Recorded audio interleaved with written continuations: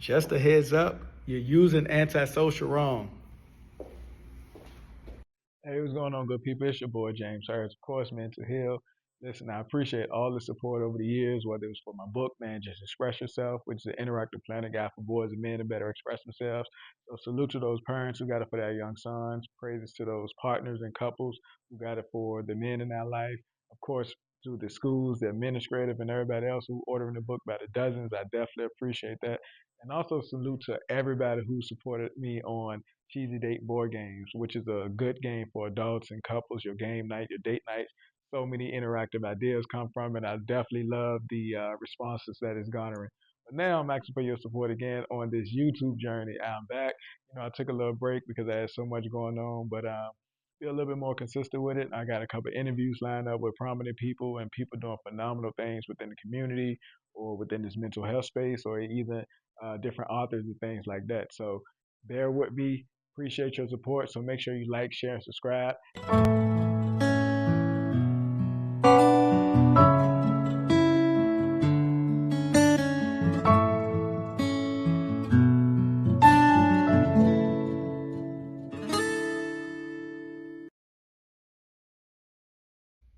Hey, what's up, good people? It's your boy James Harris, of course, Mental Heal. Listen, just because of pop culture, a lot of people are using so many terms incorrectly. One of the main terms I heard people use incorrectly is antisocial. They think antisocial is the absence of people or not wanting to be around people, but that is the correct way. Antisocial is pretty much a personality disorder, which is pretty much a psychopath. These are people who have a mental health condition or mental illness that show no regard for the rights of others. They ignore people's feelings. They manipulate people. They definitely have a lack of empathy and remorse in those situations. So people with antisocial personality disorder often violate laws. They become criminals. There's so many different negative stereotypes with those people because they are. So when you say I'm antisocial, what are you really saying? So I just want you to not say those things because you don't understand what they are. Words definitely have language, so we just got to make sure we're using it proper language with these terms. But I know you see it in the movies or you see it on social media, so you think that's what it is, but it's not. So some of the symptoms of antisocial personality disorder is, of course, like I just mentioned, ignoring right and wrong, violating people's rights within society. Those people tell lies, not being sensitive or respecting others. They use charm as a way to manipulate people for personal gains and pleasures. They have no sense of superiority or just pretty much opinionated and just casting their will over people. Confrontations at work, at school, in the community, on sports teams, just so many different things. And most of all, they don't feel guilty about their actions. So you are not antisocial. You just don't like being around people. It's a difference. Also to mention with antisocial personality disorder, it can be seen in children, and this pretty much is a diagnosis at the age of 15 and younger of conduct disorder. So some of the young people who have conduct disorder, of course, they're aggressive to people or animals, destruction of property, setting fires, lying, dishonesty. They steal. They do so many other things also to violate the rights and norms of others. So you do not have antisocial personality.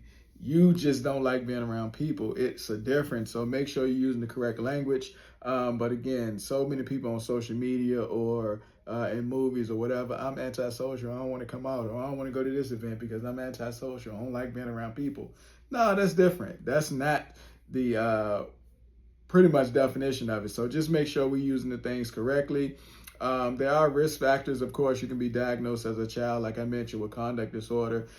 Some people have a family history of antisocial personality disorder. So if you can trace your lineage to people who constantly go to jail or been in fights or argumentative or had a diagnosis, those things can also assist you in identifying, well, it might be a conduct disorder or antisocial personality disorder. And these things tend to be lifelong. It's no real identifier on if somebody can get over them. But of course, therapy can potentially help with you controlling your impulses and your urges, or either helping you mend certain relationships.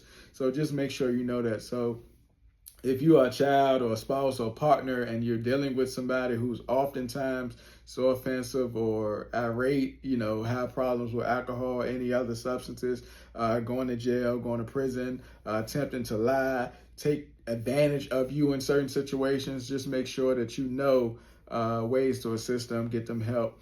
But also, if you're one of those family members that I mentioned, don't put yourself in danger because, yes, these people can become violent. But again, for the last time, you are not antisocial. You just don't like being around people. So hit me up. I'll holler at you on the next one. www.mentoheal.com. www.mentoheal.com. I'll holler.